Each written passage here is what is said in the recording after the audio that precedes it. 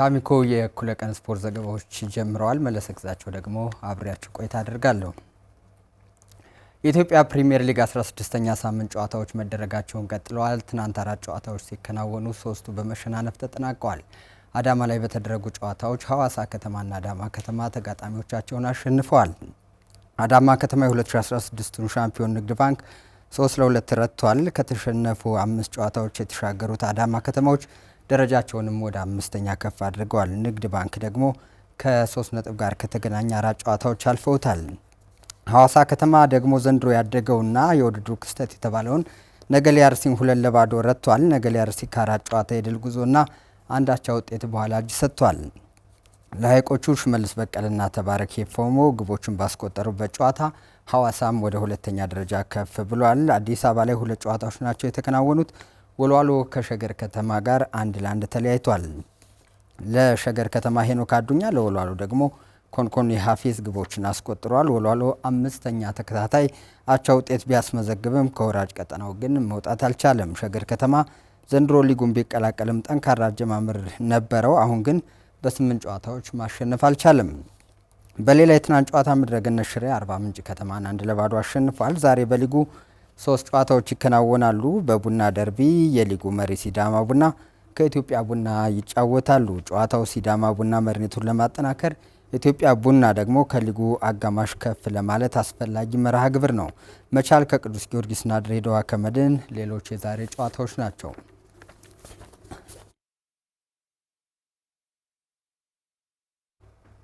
የፋሲል ከነማ ሴቶች እግር ኳስ ክለብ የከፍተኛ ሊጉን የመጀመሪያ ዙር በመሪነት አጠናቋል። 11 ግቦችን በማስቆጠር ለክለቡ ውጤታማነት ድርሻ ያላት አጥቂዋ ሳውያ መሐመድ ወደ ፕሪሚየር ሊጉ ለማደግ እንደሚሰሩ ተናግራለች።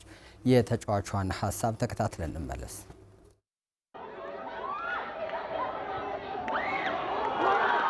ስሜ ሳውያ መሐመድ እባላለሁ።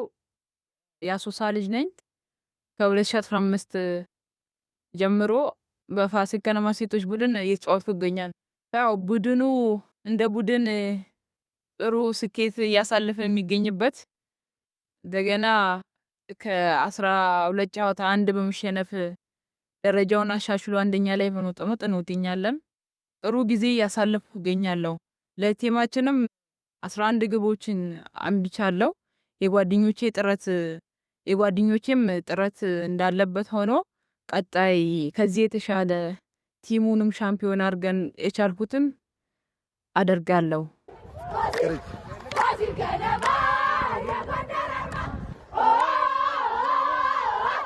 ፋሲል ከነማ በከፍተኛ ሊግ እየተሳተፈ ያለ ቡድን ነው። ፋሲል ከነማ የህዝቡ ክለብ ነው፣ ትልቅ ክለብ ነው። ቀጣይ ወደሚገባው ፕሪሚየር ሊግ ከጓደኞቼ ጋር ሆኜ እና ቀጣይ የአመቱ ጎላ ሆኜ መጨረስ እፈልጋለሁ።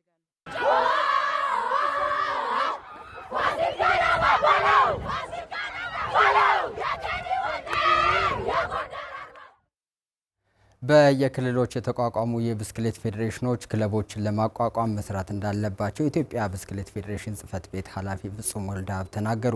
ክልሎች እንደ በፊቱ ተፎካካሪ መሆን ሲችሉ አሁን የተጀመረው ውጤታማነት ማስቀጠል ይቻላል ብለዋል ጽህፈት ቤት ኃላፊው ዳናይ ሲሳይ። ኢትዮጵያ በኦሎምፒክ በገረመው ድንቦባ የብስክሌት ስፖርት ተሳትፎ ጀምሯል። ከዛ ጊዜ በኋላ ግን ወጣ ገባ የሆኑ በተለያዩ ኦሎምፒኮችና አህጉር አቀፍ ውድድሮች ላይ የኢትዮጵያ የብስክሌት ተሳትፎ ተቀዛቅዞ ቆይቷል። ከቅርብ ጊዜ ወዲህ የሀገራችን ብስክሌት ተሳትፎና ተወዳዳሪነቷ በውጤት እየታጀበ ነው። የብስክሌት ስፖርት ከቀድሞ ጀምሮ በኢትዮጵያ ውስጥ ታዋቂ ስፖርት ነው። ሀገርን የሚወክሉበት ነው።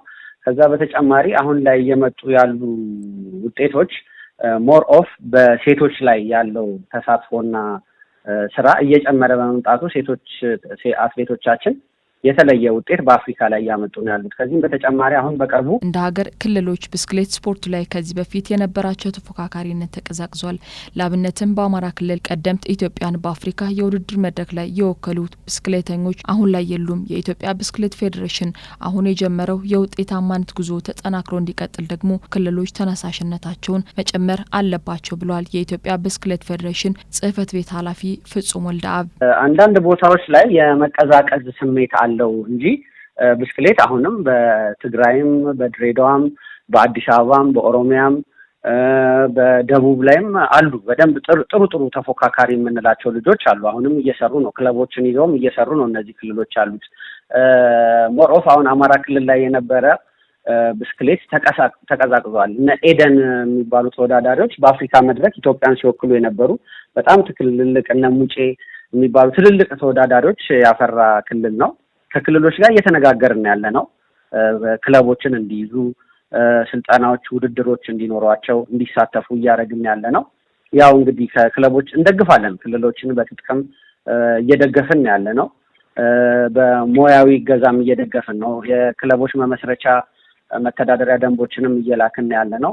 በየክልሎቹ የተቋቋሙ የብስክሌት ፌዴሬሽኖች በሚገኙባቸው አካባቢዎች ከባለ ሀብቶች ጋር መልካም ግንኙነት በመፍጠርም ብስክሌት ክለቦችን እንዲቋቋሙ ማድረግ ይጠበቅባቸዋልም። ይህ ሲሆን አሁን ላይ እየታየ የመጣው የብስክሌት ውጤታማነት ጉዞ ቀጣይነት ይኖረዋልም ብሏል አቶ ፍጹም ወልደአብ። ናሽናል ፌዴሬሽኑ ሰፖርት የማድረግ ነው፣ ድጋፍ የመስጠት ሙያዊ ድጋፎች፣ ስልጠናዎችን የመስጠት ከዛ ውጭ ደግሞ ቅስቀሳዎችን በማድረግ ክልሎች እንዲይዙ የማድረግ ነው። ክልሎች የብስክሌት ፌዴሬሽኖች በክልሎች ላይ ያሉ የብስክሌት ፌዴሬሽኖች ደግሞ ከክልላቸው ጋር ያሉ ባለሀብቶችን እንደዚሁ ክልሉ ላይ የራሱ ፌዴሬሽኑ በመነጋገር ክለቦችን መመስረት መቻል ያለባቸው እነሱ ናቸው።